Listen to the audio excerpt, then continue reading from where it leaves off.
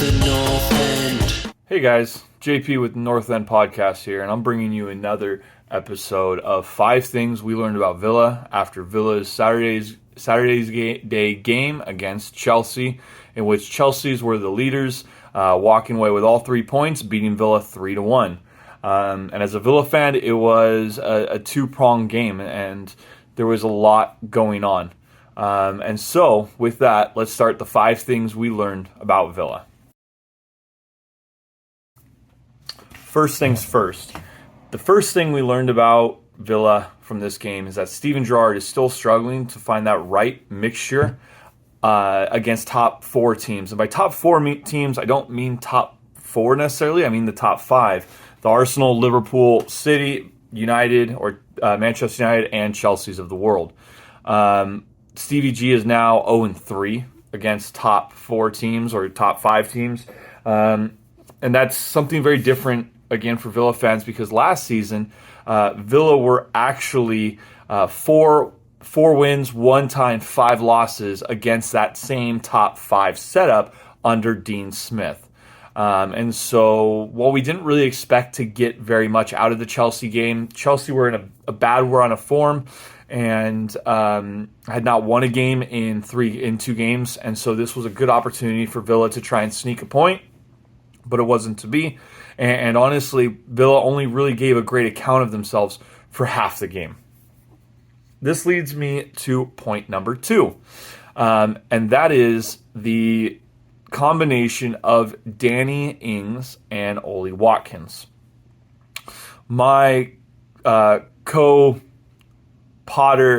Luke Connolly believes that those two are going to be a great match, and they're going to link up, and they're going to have a very prosperous time together once they get it cracking. And I just don't see it happening at all.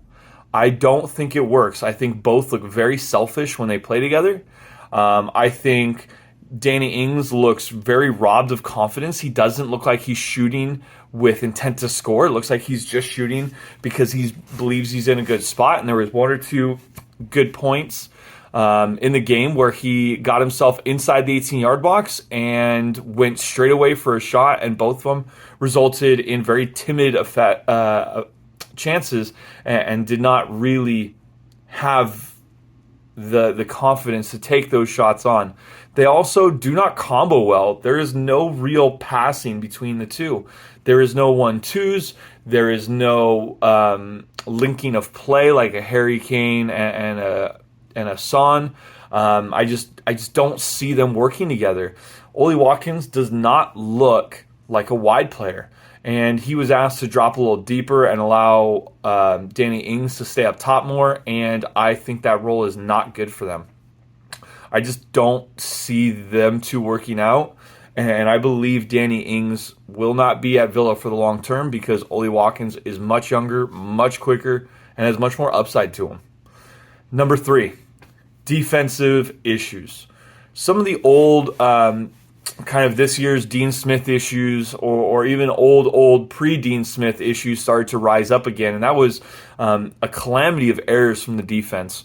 While Luke Connolly believes every goal that gets scored against Villa is Mings's fault, I think it was very clear to see today that most of our defense had major troubles today once Lukaku came in. It was a big, aggressive player who likes to throw his body around in Lukaku, and he dictated it. Matty Cash gave up a PK and almost scored an own goal. Matt Targett basically should have stopped Lukaku from getting the 3rd PK, taking him down, and he didn't. Konza gave up a PK after Targett did not take him down, and Ings got wrong-sided by Lukaku when he scored his first goal. And I just felt like, and it seems like the defense just wasn't working. It wasn't coming up with the clean sheets that we know and love. And it kind of got cut through way too easy in the second half of this game. Number 4, and it plays off of what we just talked about, a 2-half team. Villa really are a 2-half team. It's pretty much showed in most games this season that we cannot stay focused for longer than 60 minutes. We cannot keep hold of game for longer than 60 minutes. I think the only two exceptions to this game was the Newcastle win and the Norwich win, where we seemed to be very well in control of both halves completely. And that's not a good look for us. Villa really need to control games as much as possible. Now, obviously, Chelsea is not the game to control, but in the first half, we looked well disciplined, we looked well drilled, we looked like we were holding our shape well, and we were springing counterattacks very effectively. We were getting them up to Danny Ings, we were getting up to Oli Watkins, we were getting up to Buendia, but it was very one-dimensional. Each player played very individually, while Buendia, I believe, did have a better game than either Oli Watkins or Danny Ings. It just wasn't enough for me.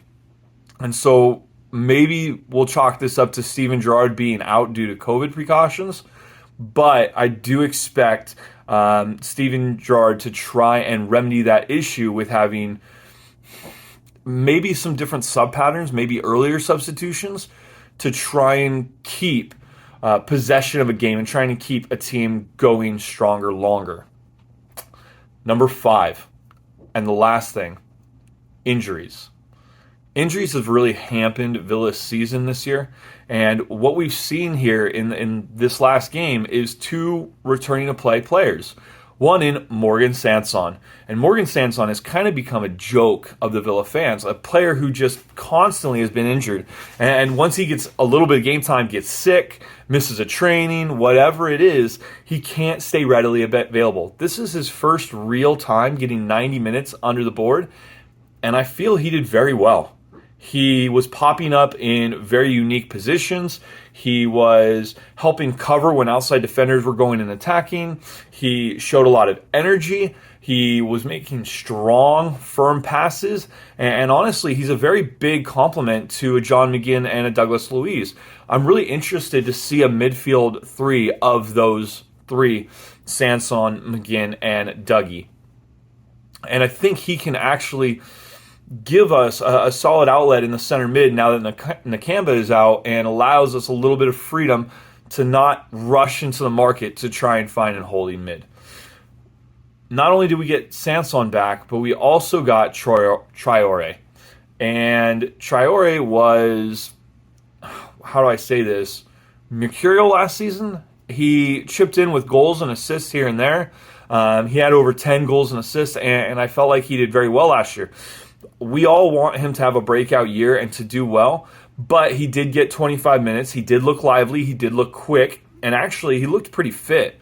It's going to be interesting to see where Steven Gerrard sees Traore in the long term. But one thing you know, and one thing I believe we all are seeing, is that players are getting a shot. Ashley Young has gotten game time. Carney Chukwuemeka is getting game time. Sanson is getting game time. Dougie is getting game time. Traore is getting game time. Ramsey is getting game time. He's going to look at everybody before he makes a decision. So Traore really needs to take what game time he gets, grab it with both hands, and really change games with his brilliance that he can really have. So it's going to be interesting to see those 2 guys coming back. That gives us options with Danny Ings trying to get fit. We're going to have a much better bench. And so there's the 5 things about Villa for today. And bear with me as I try and get a little bit better at these podcasts and with my garage setup. With that said, we have Brentford. Villa have Brentford on Sunday. And I know most Villa fans are hoping for a win, but I know Brentford is a very, very strong team.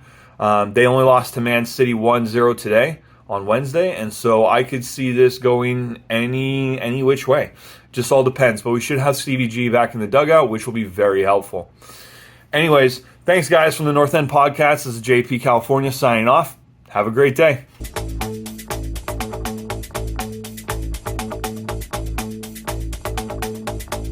This is the North End.